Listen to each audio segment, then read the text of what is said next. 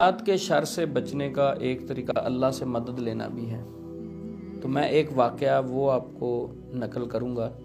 ایک استاد نے اپنے شاگرد سے کچھ سوال کیے اور ایسے زبردست سوال تھے کہ اس کے جواب میں اپنے شاگرد کو نصیحت بھی کر دی اور طریقہ بھی سمجھا دیا جنات سے بچنے کا۔ زبردست فارمولہ ہے، وہ بتلانے جا رہے ہیں۔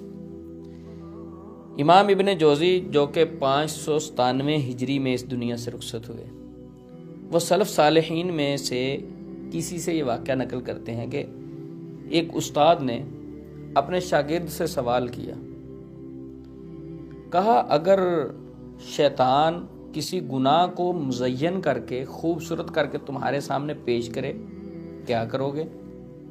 کہتے میں شیطان کے خلاف جہاد کروں گا، لڑوں گا۔ کہا اس کے بعد وہ پھر شیطان جو ہے ایک اور گناہ مزین کر کے خوبصورت کر کے لذیذ کر کے آپ کے سامنے پیش کرے، پھر کیا کرو گے؟ کہا میں اس کے خلاف بھی جہاد کروں گا، لڑوں گا، اس کے ساتھ مقابلہ کروں گا۔ کہا اگر پھر ایسے ہو تو پھر استاد کہتا ہے یہ تو معاملہ لمبا ہو جائے گا، آپ لڑو گے، وہ اس عمل کو چھوڑے گا، ایک اور عمل آپ کے لیے مزین کر دے گا، لڑے گا، پھر یہ تو معاملہ لمبا ہو گیا۔ پھر ایک اور سوال کرتے ہیں، کہتے اگر آپ سفر کر رہے ہیں، سفر کرتے کرتے ایک بکریوں کا ریوڑ آیا، بکریوں کے ریوڑ کے ساتھ ایک کتا بھی تھا۔ اب وہ کتا آپ پہ بھونکنے لگا، کاٹنے کی کوشش کرتا ہے، آپ کو ریوڑ سے آگے جانے نہیں دیتا۔ اب آپ ریوڑ سے آگے جانے کے لیے کیا کریں گے؟ اب کتا آپ کو تنگ کر رہا ہے، بھونک رہا ہے آپ کے اوپر، تو کہتے کتے کو میں ذرا آوازیں دوں گا یا اسے دھتکاروں گا یا اسے ڈراؤں گا، اسے کوئی چیز ماروں گا، بھاگ جائے گا، سائڈ پہ ہو جائے گا۔ اچھا پھر گزرنے لگے، اگر پھر تنگ کرے، کہتے پھر ایسے کروں گا۔ تو کہتے یہ تو بہت معاملہ لمبا ہو جائے گا، تو اگر ایک اور آسان سا کام ہے وہ کر لو تو یہ آسان نہیں رہے گا۔ استاد محترم وہ کون سا کام ہے؟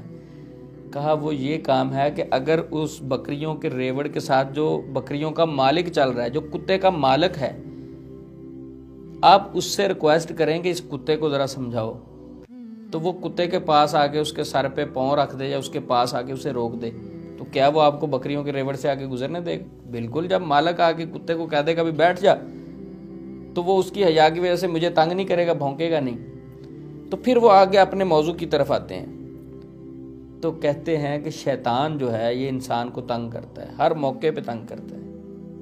تو جس طرح بکریوں کے ریوڑ کا جو مالک ہے اسے کہنے سے کتا بیٹھ جائے گا، تو جب ہم اللہ کی پناہ طلب کریں گے، بکریوں کے ریوڑ کے مالک کی جب پناہ طلب کی کتا بیٹھ گیا، جب اللہ کی پناہ طلب کی، اللہ کی پناہ مانگی، اللہ اگر شیطان کو روک دے اس بندے کو تنگ نہیں کرنا، آپ کیسے وہ تنگ کر سکتے ہیں؟ تو یعنی آسان معاملہ یہ ہے، آسان کام یہ ہے کہ ہم نے اللہ سے مدد طلب کرنی ہے، اسی پر توکل کرنا ہے۔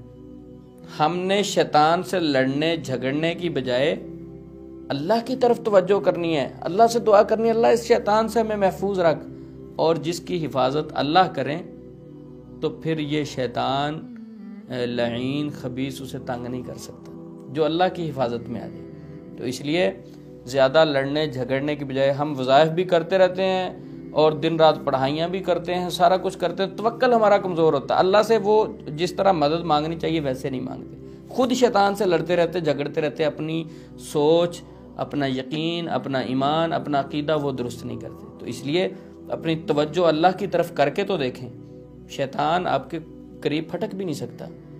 ہمارا قصور ہے کہ اگر ہمارے اوپر شیطان طاقتور ہوا ہے۔ السلام علیکم ورحمۃ اللہ۔